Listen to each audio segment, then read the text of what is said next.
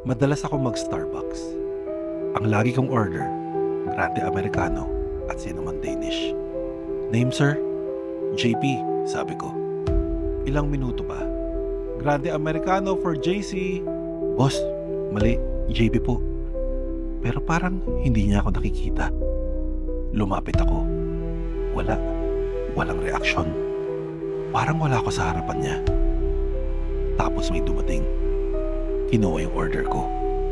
Kamukha ko. Pero may ID siya. JC ang pangalan. Ngumiti. Saka umalis. Doon ko lang naalala. Nagalit ako nun. Nung mali yung sinabing pangalan ko. Babalik pa sana ako. Pero nung pag-U-turn ko, may bumangga sa akin. Pagdilat ko ng mata ko, nandito na ako. At hanggang ngayon, tinatawag pa rin nila.